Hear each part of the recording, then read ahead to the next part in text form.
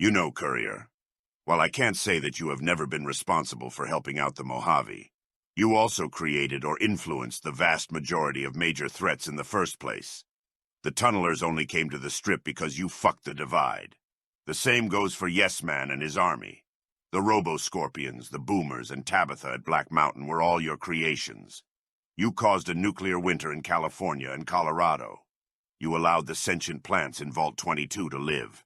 You let the Brotherhood control Helios 1. You murdered Doc Mitchell, scrapped Victor for parts, and in the process almost ruining your own plans to run the Strip. The vast majority of this city's problems are caused, at least indirectly, by you. And you know what? In all honesty, that would be fine. You are very intelligent, and you almost always do fix it. And in the end, it's extremely unlikely that you won't end up benefiting the world a lot more than you will damage it. My children and my children's children are probably going to live in a world free of war and the Legion, and I'll have you to thank for that. But fuck, dude. You can't keep using your intelligence as a way to escape your humanity. I didn't ask you to say stimmy because I thought a customer would seriously care, or because I was insecure. I did it because it made you look weird, and I was trying to get you to adopt behaviors and use language that makes you come across like a normal fucking person. Everyone knows what a stim pack is, but calling it that outside the context of a med class makes you seem like someone who defines themselves solely by their intelligence, which is undeniably who you are. I know you think that there's nothing wrong with being that person, dude, but there is. Taking your IQ and deciding that it elevates you above the rest of the planet is an awful decision that will lead to a life filled with misery and darkness. It will color every interaction you ever have, and make it impossible to have real friends or relationships. I'm not saying that you won't have any, but they won't hold any meaning to you, and they certainly won't bring you any happiness. Sure, you'll probably manage a pity fuck or two your second year of ruling the Strip after giving some drunk stripper a hit of jet, but it'll bring you nothing but emptiness. Maybe you'll eventually abandon women altogether and decide that your true love is medicine, secretly seething inside whenever you see a guy like Ulysses or Uncle Pete getting married to someone they really care about. You'll say I'm exaggerating, but dude, look at how you treat the people in your life now. Boone and Veronica, quirks aside, really do see you as a friend. They'd even go through some serious shit if it meant helping you out of a scrape. Can you say that you see them the same way, as anything other than the only two people willing to put up with your ridiculous ego? What have you ever done for them? Healing their wounds doesn't count, dude. Even when you treat someone else, you're really doing that for you. Every autodoc or psycho is only created with the expectation of further praise. They're not friends to you.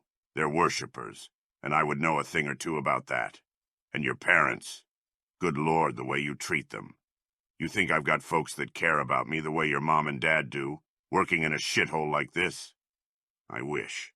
Every day your dad watches you scarf down the dinner your mom slaved to make for you, and prays that you might think about spending some fucking time with him instead of disappearing into your office to do God knows what.